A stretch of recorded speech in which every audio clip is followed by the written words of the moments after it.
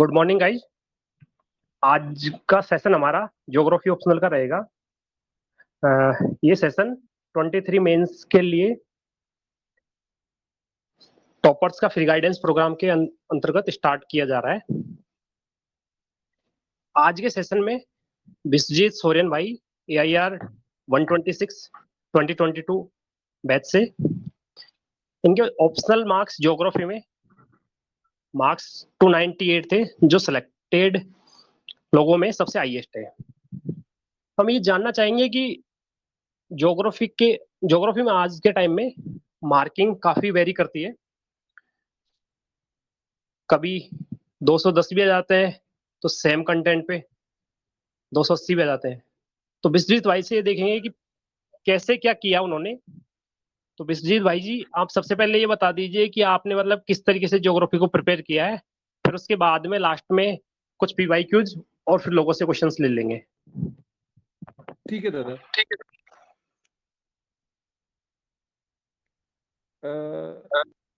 थोड़ा सा यार मैं पहले अपने बारे में बता दूं, बिकॉज मेरी जर्नी बहुत ही डाउन फेजेस में निकली। तो अगर आप सोचते हैं कि आप बहुत नीचे हैं तो शायद उसको आपको देख के एक आंकलन होगा कि आप उतना नीचे भी नहीं हैं। मैं 2014 बीटेक पास आउट हूँ, HBTI कानपुर सिविल इंजीनियरिंग। बहुत जोश में तैयारी किया था, शुरू ज्योग्राफी ऑप्शन लिया था। 2015 में CAPF का एग्ज़ाम क्लियर किया और ज्वाइन कर लिया।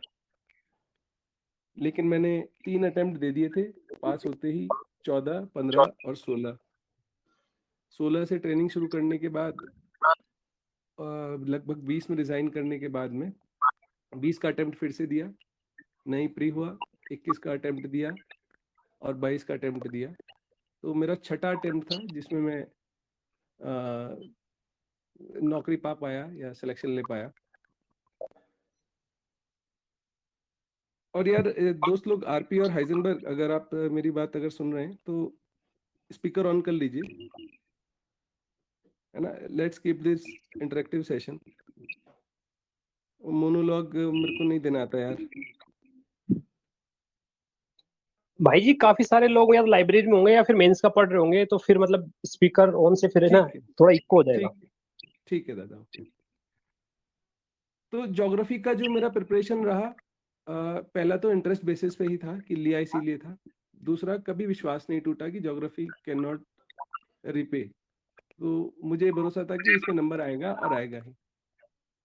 नंबर पहले मेंस में 2015 का जब मैंने पहला मेंस दिया अपना, तो नंबर उसमें 150 आया। पहले पेपर में 59, दूसरे पेपर में 91। फिर मैं उसके बाद मेरा कोई प्री नहीं निकला। फिर मैं सीधे 2021 में प्री निकला, जिसमें मैंने ज्योग्राफी प्रिपेयर की, तो उसमें मेरा 272 मार्क्स आया। फिर लेकिन सिलेक्शन नहीं हो पाया। फिर 2022 में सिलेक्शन हुआ तो 298 मार्क्स आया। बट स्ट्रेटजी में कोई चेंज नहीं आया। I kept on accumulating. मेरा जो नंबर बढ़ा वो एक्यूमुलेटेड नॉलेज से बढ़ा। और बहुत सारी चीज़ें मैं डिस्कस कर दूंगा अभी कि ज्योग्राफी को कैसे देखना चाहिए और कैसे लेना चाहिए कि नंबर आए। सिर्फ मेरी अपनी सोच नहीं थी इसमें, मैंने अपना कोई इनोवेशन बहुत ज़्यादा नहीं किया। लेकिन हाँ, जिन 2-3 चीज़ें थी जो साइना कोनन थी, जिस पे मैंने ब्लाइंड फेथ करके प्रिपरेशन शुरू किया और उसने मुझे ये रिवॉर्ड दिया। 2020 में जब मैंने प्रिपरेशन शुरू की अपनी नौकरी छोड़ने के बाद, तो मुझे ऐसा लगा कि कोचिंग तो मैंने कर रखा है, लेकिन PYQs नहीं हैंडल हो पा रहे थे। तो PYQs हैंडल करने के लिए मैंने सबसे पहले ज्योग्राफी की एकदम रेफरेंस बुक्स से शुरू किया। जैसे सविंद्र सिंह की मैंने जियोमॉर्फोलॉजी कवर टू कवर पढ़ी, ओशियनोग्राफी कवर टू कवर पढ़ी, क्लाइमेटोलॉजी कवर टू कवर पढ़ी। यस, क्या ज़रूरत है? नहीं, वो एक गलत स्ट्रेटेजी थी। लेकिन उसको सिलेबस से लेकर के, प्रीवियस ईयर क्वेश्चन से लेकर के थोड़ा थोड़ा सेलेक्टिव रीडिंग बहुत एसेंशियल है उसका। कवर टू कवर पढ़ना जरूरी नहीं है कि आप 600 पेज 500 पेज की किताब पूरा कवर टू कवर पढ़ रहे हैं, लेकिन सेलेक्टिव रीडिंग उसका बहुत ज़रूरी है। सेलेक्टिव रीडिंग से क्वेश्चंस फंस रहे हैं बहुत ज़्यादा। पिछले कई सालों से मैं जो PYQ एनालाइज कर रहा था, तो कि पहला क्वेश्चन ही बहुत ज़्यादा क्रिटिकल आता था। तो डेप्थ की अंडरस्टैंडिंग में ही आप पढ़ेंगे तभी आएगा। और रेफरेंस बुक्स मैंने हर एक अच्छे टॉपिक की रेफरेंस बुक पढ़ी। पेपर 1 के लिए तीनों जियोमॉर्फोलॉजी, ओशनोग्राफी, क्लाइमेटोलॉजी पढ़ी। थॉट्स के लिए दीक्षित पढ़ी, कवर टू कवर पढ़ी, और वो पढ़नी है कवर टू कवर, उसकी एसेंशियलिटी है, वो पढ़नी पड़ेगी। यस, उसमें रिपीटेटिव है, वो 250 पेज की किताब है। आप अगर 25 पेज रोज पढ़ेंगे तो 7 से 8 दिन में खत्म हो जाएगी। रिपीटेटिव है थोड़ी सी, कई पेज बीच में रिपीटेटिव है, but this will help a lot in building your geography. और एक ज्योग्राफी के लिए लैंग्वेज चाहिए तो बहुत अच्छी हो जाती है वो। फिर उसके बाद मैंने माजिद हुसैन भी पढ़ी, जो मॉडल्स इन ह्यूमन ज्योग्राफी है, वो पढ़ा। बहुत एसेंशियल है वो पढ़ना, लेकिन क्या उस पर रुक जाएंगे? नहीं। उसके बाद ये रेफरेंस बुक के बाद कैसे वैल्यू एडिशन करना है उस पर भी मैं डिस्कस कर लूंगा अभी। उसके बाद एक जो चीज़ है, खुल्लर 1000 पेज की है, 1500 की है, 2000 की है, 3000 की है, एडिशन वाइज बढ़ती जा रही है, मुझे पता नहीं है। मेरे पास 800 850 पेज की थी वो ज़रूर पढ़ना है भाई, कवर टू कवर। और उसको ऐसे पढ़ना है कि आपको क्वेश्चन देख के याद रहे कि भाई वो चैप्टर में के उस पेज पे मेरा वो मैप है और वहाँ पे मैप में उठा सकता हूँ। खुल्लर के पास 3 चीज़ें बहुत अच्छी हैं। एक तो उसके पास थॉरो कवरेज है, मोटी वाली खुल्लर में हर चीज़ का थॉरो कवरेज है। दूसरी चीज़ इंपॉर्टेंट है, उसके पास मैप्स, बहुत ज़्यादा मैप्स हैं, और बहुत ज़्यादा रेलेवेंट मैप्स हैं, अननेसेसरी मैप्स नहीं है। इतना रेलेवेंट मैप्स है कि आप उसके उठा करके 250 से 300 मैप्स अपने एकदम शॉर्ट, मतलब A4 के पेजेस में 8 मैप बना करके डिटेल कर करके, ऐसे मैप्स है ना 30-40 पेज में बना के रखिए A4 पेजेस पे। उसके बाद उसमें केस स्टडी और फैक्ट्स बहुत अच्छा है। अगर नई खुल्लर आपके पास है तो उसमें फैक्ट्स और केस स्टडीज बहुत अच्छा है। तो ये तो रेफरेंस बुक हो गया, है ना। लेकिन इतना सब पढ़ने के बाद भी मैं आंसर राइटिंग का स्किल डेवलप नहीं कर पा रहा था कि क्वेश्चन को कैसे कॉम्प्रिहेंड करूं। I was not comprehending the question in a right spirit.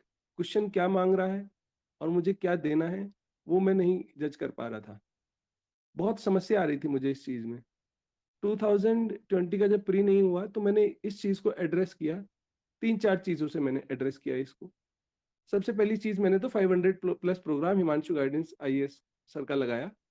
वो बहुत ज़्यादा पर्सपेक्टिव दिया मुझे कि क्वेश्चंस को कैसे डील करना है, और एक क्वेश्चंस में क्या कीवर्ड्स होते हैं, किस कीवर्ड पे कितना वेटेज देना चाहिए, कहाँ से आपका कंटेंट आएगा, और एक पर्सपेक्टिव जो उन्होंने दिया क्वेश्चंस को पढ़ने का और आंसर लिखने का, बहुत एसेंशियल था। वो एकदम ड्रास्टिकली चेंज कर दिया मेरा ज्योग्राफी की तरफ ओरिएंटेशन। दूसरी इंपॉर्टेंट चीज जो मुझे लगी, शब्बीर सर के लगभग 200 से 250 लेक्चर्स हैं, 10-10 15-15 मिनट के वीडियोस उनकी एडुकेमी के चैनल पे हैं। प्रीवियस ईयर क्वेश्चंस डिस्कस्ड हैं भाई। वो क्या बोलो, एसेंशियल से ऊपर कोई चीज है तो वो है ज्योग्राफी वालों के लिए। सीधा क्वेश्चन आता है वहां से, और उस बंदे के पास इतनी स्ट्रांग सिक्स्थ सेंस या इंस्टिंक्ट कह लो कि अगर वो बोलेगा 4 सवाल तो उसमें से 2 या 3 फंसेगा मेंस में। और जिस पर्सपेक्टिव में उसने वो प्रीवियस ईयर क्वेश्चन से सॉल्व कराए हुए हैं, उन्होंने वो बहुत ही कॉम्प्रिहेंसिव तरीके से और बहुत ही एप्लीकेबिलिटी के तरीके से कराए हुए हैं। तो कभी क्वेश्चन अगर नॉर्मली भी ऐसे आता है कि एक एंगल से क्वेश्चन आया है तो वो वीडियो में उन्होंने दूसरे एंगल तीसरे एंगल से भी कवर किया है, तो दूसरी चीज मुझे वो बहुत जो है हेल्प की। तीसरी चीज मुझे जो हेल्प की, 3 मैगजीन्स, योजना, कुरुक्षेत्र और down to earth. Previous year कोई भी पेपर 2 का खासकर आप उठा करके सीधे डाउन टू अर्थ डालें, आपको 3-4 रेलेवेंट आर्टिकल्स मिल जाएंगे, 2-3 केस स्टडी मिल जाएगी, और आपके पास वैल्यू एडिशन बहुत अच्छा हो जाएगा।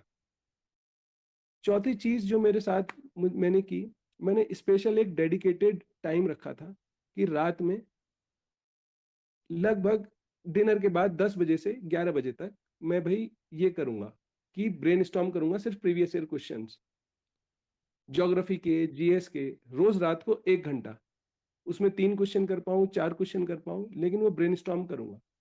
एंड ब्रेनस्टॉर्मिंग इज़ नॉट मतलब passive exercise, it's a active exercise. और brainstorming is not a test, it's a learning exercise for everyone. अगर मैं आपके साथ एक छोटा-सा एग्ज़ाम्पल लूँ और लाइव एग्ज़ाम्पल ले सकता हूँ, क्या लूँ?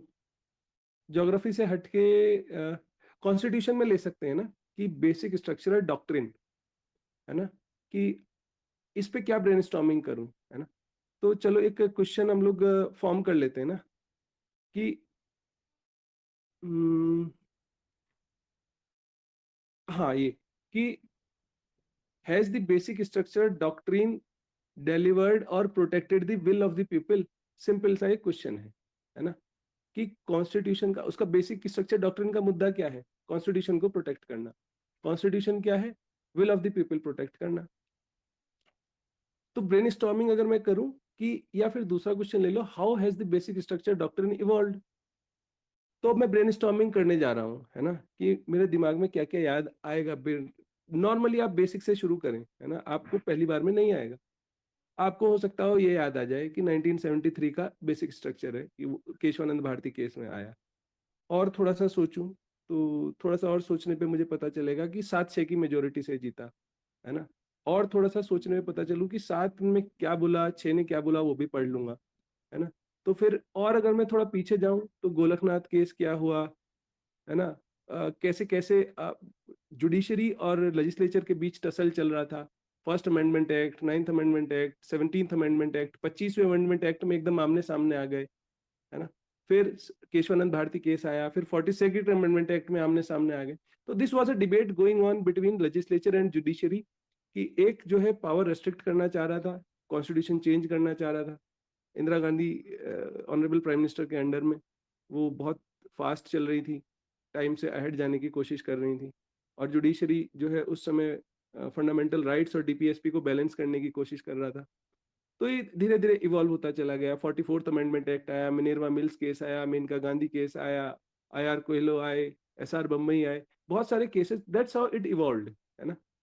तो अगर बेसिक स्ट्रक्चर डॉक्ट्रिन पे बोले कि कैसे उसने will of the people protect किया है, तो over the period of time it has helped extend article 21, article 19, LGBTQ आप डाल सकते हैं, एनवायरनमेंट के आप डाल सकते हैं, राइट टू एजुकेशन डाल सकते हैं, राइट टू इंफॉर्मेशन डाल सकते हैं, राइट टू फूड डाल सकते हैं, राइट टू वर्क डाल सकते हैं, राइट टू इंटरनेट डाल सकते हैं, राइट टू प्राइवेसी डाल सकते हैं, है ना?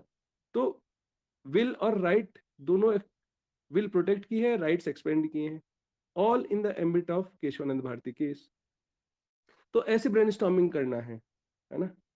और भी नॉर्मल सा एक क्वेश्चन ले सकते हैं। एक बार मुझे याद आ रहा है कि क्या है कि कौन सा क्वेश्चन ले लें?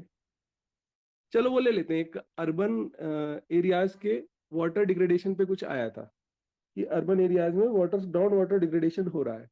20 में आया था, 21 में आया था, 22 में आया था, मेरे को ध्यान नहीं है भाई, मेंस में आया था। तो आपको इसमें कहाँ-कहाँ है अर्बन है, कि मेन चीज़ है अर्बन है। डिग्रेडेशन, ग्राउंड वाटर, 3 चीज़ें कीवर्ड मिल गया, है ना? तो अर्बन एरियाज़ मेरे को देखना है कि कहाँ-कहाँ डिग्रेड हो रहा है, कैसे-कैसे डिग्रेड हो रहा है। तो आप राजनांदगाँव का ले सकते हैं, छत्तीसगढ़ से ले सकते हैं, रांची झारखंड से ले सकते हैं, उड़ीसा के ले सकते हैं, बंगाल की सिटीज़ कलकत्ता ले सकते हैं, दिल्ली ले सकते हैं, जयपुर ले सकते हैं। क्वालिटी और क्वांटिटी दोनों का डिग्रेडेशन दे सकते हैं। कहाँ पे सोडियम हो रहा है, कहाँ पे ब्रोमीन हो रहा है, कहाँ पे क्लोरीन हो रहा है ना? कहाँ पे आर्सेनिक हो रहा है। तो और रीजनली डिफरेंशिएटेड है ये। कहीं पे आप तमिलनाडु में जाएँगे तो कुछ ब्रोमीन होगा, उड़ीसा इस साइड जाएँगे तो आर्सेनिक होगा, कर्नाटका और ये मराठवाड़ा रीजन जाएँगे तो इसलिए होगा। कॉजेज़ क्या है कि ओवर एक्सप्लॉइटेशन है, और फिर नीचे से रॉक का डिसोल्यूशन ज़्यादा हो रहा है पानी में, तो कंसंट्रेशन बढ़ता जा रहा है। अर्बन एरियाज़ में ये बहुत ज़्यादा हो रहा है। तो इस तरीके से आप फिर इसमें डाउन टू अर्थ में जाएँगे, ब्रेनस्टॉर्म करेंगे, तो आपको बहुत सारी केस स्टडी मिल जाएँगी। 3-4 साल की पुरानी अच्छी योजना में मिल जाएगी कोई ना कोई केस स्टडी। तो ऐसे-ऐसे ब्रेनस्टॉर्म करें थोड़ा-सा, है ना? ये था दोस्त। अच्छा, अब करना क्या चाहिए ज्योग्राफी में फॉर द नेक्स्ट 1 मंथ? भाई अपना इस समय तो रिवीजन ही बेस्ट इंपॉर्टेंट है कि आप जितना पढ़ लिए हैं आइडियली 3 से 4 बार रिवाइज हो जाना चाहिए आपका नोट्स। जो गैप मिलेगा वो 5 दिन में आपको कर लेना है, एक बार रिवाइज बहुत कॉन्फिडेंस देता है। पूरा सिलेबस रिवाइज करके जाना है, पूरा दिन चाहे 12-13 घंटा डेली पढ़ना पड़े, मुंह से खून आ जाए, झाग आ जाए, वो पढ़ना ही है, रिवाइज करके ही जाना है थॉरोली। तब जाके मेंस में कॉन्फिडेंस आएगा, तब आप लिख पाएंगे अच्छी लैंग्वेज। ये चीज़ है। उसके बाद अभी आप प्रीवियस ईयर क्वेश्चंस को डेली 3-4 सॉल्व करना शुरू करें, ब्रेनस्टॉर्म करना शुरू करें। टाइम लगता है, यस, एक क्वेश्चन में 15 से 20 मिनट लगेगा, लेकिन दें उसको। अब मैं ऑलरेडी 1 मंथ बचा, 1 महीना बचा है यार, इसमें कुछ ये नहीं कहूंगा कि आप कुछ नया सोर्स पढ़ो, योजना पढ़ो, डाउन टू अर्थ पढ़ो, लेकिन जब प्रीवियस ईयर क्वेश्चन सॉल्व कर रहे हैं तो आप एक बार नेट पे डाउन टू अर्थ डाल लें, योजना डाल लें, ये सब डाल लें, तो आपको नई केस स्टडी, नया कुछ मटेरियल ऐसा मिल जाएगा कि जो हो सकता हो आने वाला हो, जो अभी रेलेवेंट हुआ भी है, तो उसमें आप डाल लें, पढ़ लें। जैसे इस साल मैं, लास्ट ईयर भी मैं बोला था कि मुझे प्रिडिक्शन लग रहा था कि क्वेश्चन आएगा, और इस बार फिर से लग रहा है कि मॉनसून पे क्वेश्चन आएगा, कि मॉनसून वेरिएबिलिटी है ना। और इस बार लग रहा है कि कोई ना कोई साइक्लोनिक केस स्टडी पिछली बार पूछ ली थी अम्फान की या किसकी पूछी थी जीएस में, वो चलो तैयार रहती है सबकी, लेकिन प्रिडिक्शन था मेरा वो। इस बार भी मैं प्रिडिक्ट कर रहा हूँ कि मॉनसून पे जरूर क्वेश्चन आएगा, वेरिएबिलिटी पे, है ना। Annual variability, long term period, 3 variability पे है, long period average variability, inter annual variability और इंट्रा सीजनल वेरिएबिलिटी। ये 3 तो है ही, लेकिन इसके बाद 4-5 फैक्टर्स हैं जो वेरिएबिलिटी क्रिएट कर रहे हैं। El Nino, Indian Ocean dipole, Madden oscillation तो ऑलरेडी बीटन है ना, या आईटीसीजेड की पोजीशन, ये सब ऑलरेडी जो फैक्टर्स हैं वो पता है सबको। लेकिन 2-3 चीजें, फैक्टर्स जो वेरिएबिलिटी ला रहे हैं, coupling of monsoon winds with cyclone, depression systems, ये बहुत इंपॉर्टेंट है, 2-3 साल से लगातार इम्पेक्ट कर रहा है बहुत ज्यादा। 2021 में इनफैक्ट पूरा पेनिनसुला उसमें था, मानसूनल रेनफॉल में, लेकिन ऊपर नहीं बढ़ रहा था, जस्ट बिकॉज के डिप्रेशन ने विंड खींच रखे थे। इस बार मई पूरा इतना, अप्रैल मई में इतना भयंकर बारिश हुआ है क्योंकि मानसून की कपलिंग हुई है वेस्टर्न डिस्टर्बेंसेस से। तो देर इज अ चांसेस कि क्लाइमेट चेंज के एंगल से पूछ ले, आपकी एक स्टडी हो जाएगी, या फिर मानसून के एंगल से पूछ ले तो ये भी हो जाएगा। तो रेनफॉल पैटर्न, अगर प्रेसिपिटेशन पैटर्न्स पूछ ले, डिस्ट्रीब्यूशन में वेरिएबिलिटी कैसे हो रही है, तो उसमें भी आपका ये एंगल बन जाएगा कि भाई अब क्लियर हमारा वेस्टर्न डिस्टर्बेंसेस और अपने क्या नाम, मानसून विंड्स के बीच ड्राई पीरियड नहीं आ रहा है क्लियर, है ना। जो कि पहले 2-3 महीने का ड्राई पीरियड रहता था, अब वो ड्राई पीरियड नहीं आ रहा है, कपलिंग हो रही है बहुत ज्यादा। तो इस एंगल से भी आप तैयार कर सकते हैं। तो इस तरीके से थोड़ा थोड़ा ब्रेनस्टॉर्म करें, है ना, टॉपिक्स को याद याद करें, रिवाइज करें। बस अभी तो फिलहाल यही कर सकते हैं यार, 1 महीने के लिए। और तो विश्व मेरे पास भाई, क्वेश्चन और हाँ है यहाँ भाई। पर हाँ, कि क्या जो दादा। पेपर, एक क्वेश्चन और है हाँ कि पेपर 2 है, उसको हाँ कैसे ज्योग्राफिकल बनाए, वहां पर मतलब किस तरीके से जो मॉडल्स है, थ्योरीज है, उनको हाँ। मतलब इंक्लूड करे, उनसे रिलेट करके दिखाए, क्योंकि वहां पर जो पेपर 2 है कंप्लीटली जीएस ओरिएंटेड आते हैं क्वेश्चन, तो हाँ उसमें और जीएस में डिफरेंस कैसे क्रिएट करना चाहिए कि ज्योग्राफिकल और जो जीएस आंसर है ये अलग अलग। अच्छा, इसको भी ठीक है, इसको भी डील कर सकते हैं इजिली। 2 क्वेश्चन मैं लेता हूँ ना, फिर से क्वेश्चंस के थ्रू डिस्कस करता हूँ। पेपर 2 में क्वेश्चन आया था कि tier 2 and tier 3 cities are एक विटनेसिंग अ चेंज, ऐसे कुछ करके, है ना। ये हम कर रहे हैं कि कुछ ना कुछ चेंज आ रहा है। मैं क्वेश्चन पूरा नहीं याद कर पा रहा हूँ, लेकिन पेपर 2 में था। तो मैं इस क्वेश्चन को देख के इतना खुश हुआ था क्योंकि मैं घर से ही तैयार करके गया था ये, कि भाई इसमें तो मैं ये पेपर 1 से ऐसे लिंक करूंगा। तो आप देखो, टीयर 1 टीयर 2 सिटीज क्या है, these are cities, and cities are organic. Organic मतलब दे इवॉल्व, है ना, समय के साथ गांव बढ़ेगा, गांव से कस्बा होगा, कस्बे से छोटा टाउन होगा, टाउन से बड़ा डिस्ट्रिक्ट हेडक्वार्टर बनेगा, हेडक्वार्टर से बड़ा अंत में जाके कॉस्मोपॉलिटन या मेट्रोपोलिस बनेगी। तो दिस आर इवॉल्विंग। हमारे पास मेट्रोपॉलिटन्स हैं, tier 1 cities are to the stage of developing to the metropolitans, tier 2 tier 1 बनने की तैयारी में है, टीयर 3 टीयर 4 टीयर 2 बनने की तैयारी में है। तो these are evolving and expanding, है ना, अर्बनाइजेशन हो रहा है इनका, तो ट्रांजिशन हो रहा है। तो हमारे पास कितने तो मॉडल है ना इवोल्यूशन के, आप कोई भी मॉडल लगा सकते हो। लुइस मम्फोर्ड का मॉडल लगा सकते हैं हम लोग, उसकी थ्योरी है। वो क्या है, इयोपोलिस, मेट्रोपोलिस, इगालोपोलिस, वो सब मेरे को याद नहीं आ रहा है भाई अभी, लेकिन वो थ्योरी पूरी लगा सकते हैं कि tier 1 and tier 2 cities are in this stage of Lewis Mumford का आपने एग्जाम्पल दे दिया, है ना। या फिर आप वो कॉन्सेंट्रिक जोनेशन मॉडल से कंपेयर करते हुए सेक्टोरल मॉडल पे भी आ सकते हैं कि tier 2 tier 3 cities are seeing this change. तो थ्योरी से आप सीधे लिंक कर सकते हैं, Indian cities are also witnessing a change. और हमारे सारे इवोल्यूशनरी मॉडल ही सब जो है एक ऑब्जर्वेशन पे बेस्ड है ना, सब एक्सपेरिएंशियल मॉडल्स हैं, वो देख करके ही उन्होंने आगे बढ़ाया है कि मॉडल तैयार जो किया है वो देख करके किया है, एम्पेरिकल अप्रोच में किया है ना। वो थ्योरी डाउन उसमें नहीं, डिडक्टिव अप्रोच में नहीं लाया है वो।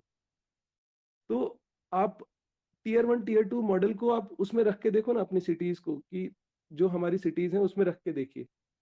एक तो ये है। दूसरा क्वेश्चन आया था एक एग्रीकल्चर रीजनलाइजेशन पे ना, कि एग्रीकल्चर रीजनलाइजेशन और एग्रो इकोलॉजिकल अप्रोच और कुछ कुछ करके, कि how does this help in agro agriculture regionalisation. तो इसमें भी हमारे पास बहुत सारी थ्योरीज हैं। विटल सी का आपके पास पूरा पूरा मॉडल, आपको विटल सी तो एकदम दिमाग में होना चाहिए। विटल सी इतना स्ट्रांग, मतलब जिसको मैं कहूँ कि अगर एक्सेल जितना स्ट्रांग सॉफ्टवेयर है, विटल सी उतनी स्ट्रांग थ्योरी है।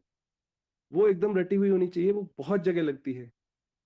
तो विटल सी से सीधे आप एग्रीकल्चर रीजनलाइजेशन पे मैक्रो रीजन्स डिवाइड कर सकते हैं सीधे इंडिया में। मैक्रो रीजन्स के अंदर डिवाइड करने के लिए फिर आपको त्रिवार्ता का कॉन्सेप्ट ले आओ, थॉर्नवेट्स का कॉन्सेप्ट ले आओ, कि पोटेंशियल एवापोट्रांसपिरेशन पे है, ह्यूमिडिटी इंडेक्स पे है, मॉइस्चर इंडेक्स पे है, ड्राइनेस इंडेक्स पे है। वो 4 इंडेक्स जो है उस बेसिस पे हमारा वो बना हुआ है। कैसे कैसे एग्रीकल्चर इकोलॉजिकल अप्रोच लगाई है, कैसे कैसे एग्रो क्लाइमेटिकल अप्रोच लगाई है ना। सॉयल की हमने जो कंडीशंस है उस पे हमने वो किया हुआ है। फिर ये एक तरफ हो गया।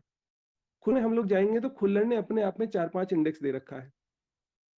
तो आप थ्योरी से कनेक्ट करके फिर से इंडेक्स बेस्ड रीजनलाइजेशन कर सकते हैं, कि इंडेक्स बेस्ड है। खुल्लर में ही एक और एग्जाम्पल दे रखा है कि कैसे रीजनलाइजेशन करना है क्रॉपिंग पैटर्न बेस पे। जैसे मैं इंडिया को डिवाइड करूं, तो उन्होंने कुछ कुछ 16 या 17 क्रॉपिंग पैटर्न पे डिवाइड कर रखा है, कि rice plus wheat agriculture, sugar cane plus rice agriculture, है ना। उड़ीसा में जाए तो क्या कहते हैं, राइस है और एक मेरे ख्याल से पल्सेज है या मिलेट्स है, वो एग्रीकल्चर। मध्य प्रदेश में मिलेट्स और पल्सेज और व्हीट एग्रीकल्चर है। तो ये पैटर्न है, 3 crop pattern, 2 crop pattern, index बने हुए हैं फिर इस पे भी। तो आप थ्योरी कनेक्ट करके विटल सी से सीधे ट्रांसफर आ सकते हैं, है ना। पेपर 2 में एकदम लिंक बनता है। और कोई थ्योरी अगर मैं लगाने की सोचूं तो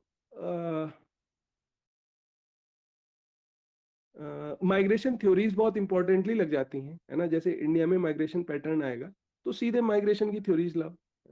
अब मेरे को याद नहीं आ रही हैं। अब माइग्रेशन की बहुत सारी थ्योरीज हैं, सोशल मोटिवेशन थ्योरीज हैं, इकोनॉमिक थ्योरीज हैं, है ना, बिहेवियरल थ्योरीज हैं।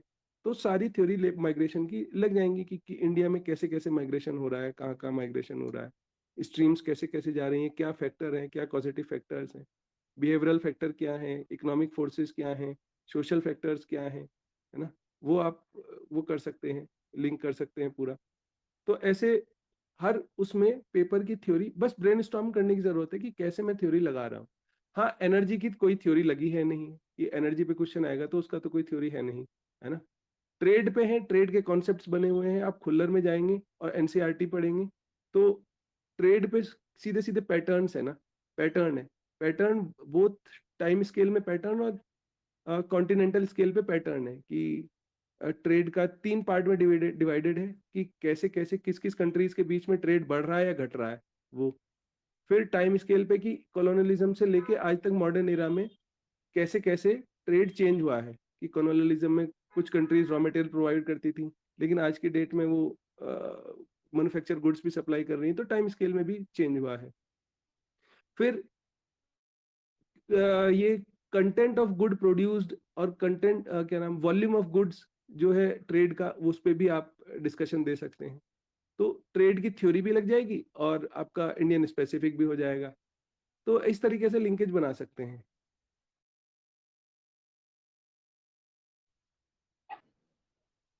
भाई जी एक क्वेश्चन और है हाँ कि जो पेपर 1 के जो 1A और 1B है, उसमें से हाँ। मतलब 2 क्वेश्चन सेक्शन से करने चाहिए, क्योंकि 1A में क्वेश्चन जैसे ऐसा होता है ना कि 2 क्वेश्चन आ रहे हैं, एक क्वेश्चन नहीं आ रहा, तो फिर किस जगह मार्क्स अच्छे लेने के चांसेस है दोनों में से? अच्छा, तो मार्क्स अगर लाने हैं तो मैंने जो कॉन्सेप्ट लिया था वो 3 पे स्पेस पे कॉन्सेप्ट लिया था कि कुछ भी पार्ट छोड़ूंगा नहीं पेपर का। दूसरी चीज, रिवीजन बहुत स्ट्रांग करूंगा और कॉन्टिन्यूअस रिवीजन से ही मेरे कॉन्टिन्यूअस नंबर बढ़े। तीसरी चीज, चॉइस ऑफ क्वेश्चंस पेपर में जो है वो बहुत सॉलिड होना चाहिए कि कहाँ पे आप कंटेंट बहुत अच्छे से डेवलप कर पा। जैसे कि आप इस बार मैंने जो चॉइस ऑफ क्वेश्चंस किया था वो बहुत ही फिलोसॉफिकल क्वेश्चंस किए थे या फिर ऐसे क्वेश्चंस किए थे जो हार्डकोर ज्योग्राफी में थे। जैसे थॉट्स के क्वेश्चन मैंने चूज किया। उसके बाद एक बहुत हट के लेकिन रेलेवेंट टू इंडिया पेपर 2 में एडीपी का क्वेश्चन आया था, एस्पिरेशनल डिस्ट्रिक्ट प्रोग्राम। वो क्वेश्चन जिसने अटेम्प्ट किया होगा मेरी नज़र में उसने नेचुरली नंबर ज़्यादा पाया होगा, क्योंकि वो बहुत ही रेलेवेंट टू इंडिया प्रोग्राम है ना। और हार्डकोर ज्योग्राफी है, कैसे रीजनल इम्बेलेंसेस दूर किए जाएं, रीजनल बैलेंस डेवलपमेंट कैसे क्रिएट किया जाए, पॉवर्टी कैसे रिड्यूस किया जाए, है ना। ग्रोथ पोल थ्योरी को कैसे काट के हम लोग नया थ्योरी डेवलप कर रहे हैं एस्पिरेशनल डिस्ट्रिक्ट प्रोग्राम से, या आरपी मिश्रा की थ्योरी हम एडीपी में सेट हो रही है कि नहीं हो रही है, पूरा कंपेयर करके दिखाओ उसको, है ना। कि हम ग्रोथ फोकाई बना रहे हैं एडीपी के थ्रू, और भी हम डिस्ट्रिक्ट लेवल से भी नीचे जाके ब्लॉक एस्पिरेशनल ब्लॉक प्रोग्राम पे जा रहे हैं, आरपी मिश्रा की अप्रोच और इनोवेटिव बना रहे हैं। तो ये क्वेश्चंस जो है थ्योरी में भी सेट होंगे और इंडियन कंटेक्स्ट में रेलेवेंस भी है इनका। तो ऐसे क्वेश्चंस अगर आप उसकी रेलेवेंस और थ्योरी दोनों दिखा पाते हैं तो आपको नंबर नेचुरली अवार्ड मिलता है। पेपर में ऐसे सोच के जाना कि 1A में ये पार्ट छोड़ जाऊं, 1B में ये पार्ट छोड़ जाऊं, मेरी नजर में आप फिर 250 के ऊपर सोचना बंद कर दें, ब्लॉक कर दें अपने आप को, कि अगर आप छोड़ के ही जा रहे हैं तो यू आर ऑलरेडी 250 के नीचे। तो छोड़ के कुछ नहीं जाना है। क्यों छोड़ना है, मेरे तो समझ में बात नहीं आता कि छोड़ क्यों दे। हाँ, 1 महीना अगर आप तैयार कर रहे हैं तो इस समय आप ये कर सकते हैं कि किसी पे प्रायोरिटी ज्यादा दे सकते हैं, किसी पे कम दे सकते हैं और फिर क्वेश्चन चूज कर लें। लेकिन कोई अगर 24 को प्रोग्राम सेट कर रहा है अपना, तो छोड़ना तो कुछ भी नहीं है। ये है दादा मेरी तरफ से तो इसमें। ठीक है भाई जी, बहुत बहुत थैंक यू सेशन के लिए। ठीक है माली भाई। Those who are writing means all the best. Heisenberg, Mohit Jaiswal, one punch man, RP. Hope मैंने आपका टाइम बर्बाद नहीं किया, और किया है तो बहुत कम कर दिया है बर्बाद करने में। बहुत जल्दी सेशन खत्म कर दे रहा हूँ, है ना। टेक केयर भाई, ऑल द बेस्ट। एंड थोड़ा थैंक यू जम दादा। के कर दो, 1 महीना धो दो, है ना। बहुत अच्छी लाइफ है यार, उसके बाद ड्रास्टिकली चेंज हो जाती है एकदम। तो इस मोटिवेशन में ही कर दो 1 महीना, है ना। थोड़ा इम्पेक्ट पड़ता है बॉडी पे, पढ़ने दो, सब बाद में ठीक हो जाता है। 12-13 घंटा 14 घंटा जितना भी दे पा रहे हो दे देना, सब नॉर्मलाइज हो जाता है उसके बाद। लेकिन अभी 1 महीना बस दे दो, जो मांगता है ये एग्जाम वो दे दो इसको। ऑल द बेस्ट भाई, एवरीवन यार। Thank you so much. इस सेशन को यहीं ओके खत्म ब्रदर। करते हैं, फिर नेक्स्ट सेशन अभी लॉ ऑप्शनल का स्टार्ट करेंगे थोड़ी देर बाद। ठीक, ठीक है ठीक है brother। दादा।